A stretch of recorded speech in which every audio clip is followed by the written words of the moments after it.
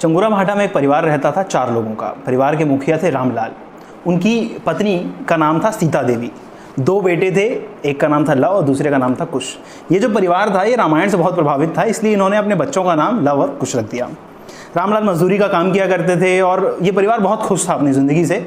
झोपड़ी में रहता था, खाने को पर्याप्त मात्रा में सामान था, पहनने को बहुत अच्छे कपड़े नहीं थे, लेकिन ज़िंदगी बहुत अच्छी चल रही थी, ज़िंदगी की गाड़ी ठीक चल रही थी। लव की उम्र 16 साल थी और कुश की उम्र 10 साल थी। एक बार शहर में दंगा हुआ। रामलाल 2 बच्चों की जान बचा रहे थे, 2 बच्चे स्कूल से आ रहे थे। इस दौरान कुछ दंगाइयों ने उन्हें घेर लिया था। वो दंगाई उस बच्चों को मार डालना चाहते थे, लेकिन रामलाल ने उन दंगाइयों को रोका, उन बच्चों को एक सुरक्षित जगह तक पहुंचाया। लेकिन उन बच्चों की जान बचाते बचाते रामलाल अपनी जान नहीं बचा पाए और दंगाइयों ने उन्हें मार दिया। इस घटना ने इस परिवार की जिंदगी में भूचाल ला दिया। जो परिवार हंसता खेलता चल रहा था वो परिवार बिखर चुका था। सदमे में सीता देवी अपना मानसिक संतुलन खो बैठी थी। उन्हें ज़िंदगी में कुछ भी अच्छा नहीं लग रहा था, ना वो बच्चों की परवरिश कर पा रही थी और ना वो अपना ध्यान रख पा रही थी। स्थिति ये थी कि लव, जो कि महज 16 साल का था, उसे अपनी माँ का ध्यान रखना पड़ रहा था। माँ को नहलाने, उनके कपड़े बदलने, यहाँ तक कि उनको खाना खिलाने तक की जिम्मेदारी लव के ऊपर आ चुकी थी। जो छोटा भाई था 10 साल का कुश, उसकी जिम्मेदारी भी लव के ऊपर ही थी। परिवार के पास जितनी जमा पूंजी थी उससे 1 महीने का गुजर बसर हो चला। इसके बाद 16 साल का लव एक होटल में 4000 रुपये में नौकरी करने लगा। कुछ पत्रकारों ने खबर छाप दी कि यहाँ मजदूरी का काम होता है, यहाँ बाल मजदूर रखे जाते हैं, इसलिए लव के साथ साथ उस होटल में काम करने वाले 2 से 3 और बाल मजदूरों की नौकरी चली गई।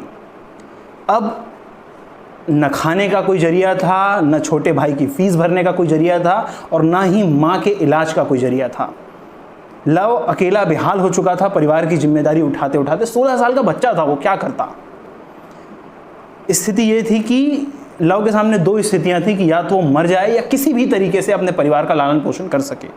एक दिन वो घर से निकला, किराना दुकान पहुंचा। बड़ी किराना दुकान थी, ढेर लगा हुआ था लोगों का। उस ढेर के बीच से, उस भीड़ के बीच से वो भी अंदर चला गया। उसने बोला कि भैया 10 किलो चावल बांध दो, 10 किलो गेहूं बांध दो, 5 किलो आलू बांध दो, 5 किलो शक्कर बांध दो। इस तरह से ढेर सारा सामान जो है वो उसने दुकानदार को बता दिया। दुकानदार ने सामान लाकर सामने रख दिया।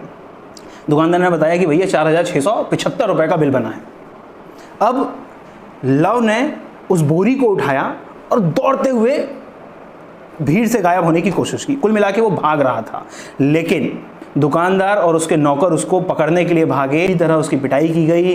वो लहूलुहान हो चुका था। पुलिस को बुलाया गया और उसे पुलिस के हवाले कर दिया गया। लव रोता रहा, चीखता रहा। उसने कहा कि भाई मेरी माँ बीमार है, मेरा छोटा भाई है, उनकी जिम्मेदारी मेरे ऊपर है। किसी ने उसकी एक नहीं सुनी। पुलिस के हाथों उसको दे दिया गया। पुलिस ने उसे कोर्ट में पेश किया गया। अब कोर्ट में जज साहब ने उससे पूछा कि बेटा तुम 16 साल के हो, दिखने में बहुत मासूम दिखते हो, तुम्हारे ऊपर चोरी का इल्ज़ाम है, तुमने चोरी क्यों की? लव ने बताया कि सर मेरे पिता मजदूरी किया करते थे, हमारा बहुत अच्छा परिवार चल रहा था, हम चंगुरा भाटा में रहते हैं, 4 लोगों का परिवार था, पिता की दंगाइयों ने हत्या कर दी, इसके बाद परिवार की जिम्मेदारी मेरे ऊपर आ गई, माँ ने मानसिक संतुलन खो दिया है, 10 साल का भाई है, मैं उसकी फ़ीस भी नहीं भर सकता, मेरे सामने 2 ही ऑप्शन थे कि या तो मैं मर जाऊँ, मैं आत्महत्या कर लूँ, या मैं चोरी कर लूँ, क्योंकि मुझे कोई नौकरी देने को भी तैयार नहीं था। जज उसकी बातें बहुत गंभीरता से सुन रहे थे और सारी बातें सुनने के बाद जज ने उससे एक सवाल पूछा, क्या तुम चंगोरा भाटा में जागृति विहार कॉलोनी में रहने वाले रामलाल के बेटे हो? लव बहुत हैरान था। उसने कहा जी सर, मैं उन्हीं का बेटा हूँ। उन्होंने कहा कि बेटा जिन 2 बच्चों की जान बचाते हुए तुम्हारे पिता की मौत हो गई, दंगाइयों ने उन्हें मार दिया, क्या तुमको पता है कि वो किसके बेटे हैं? तो लव ने कहा कि नहीं सर, मुझे बिल्कुल भी आइडिया नहीं है कि वो कौन है, मैं तो उन्हें जानता तक नहीं। जज की आंखों से आंसू बह रहे थे और उन्होंने कहा कि बेटा वो मेरे बच्चे हैं, तुम्हारे पिता मेरे बच्चों की जान बचाते बचाते खुद मर गए। और ये सुनने के बाद उस कोर्ट में मौजूद हर इंसान की आंखें नम थीं।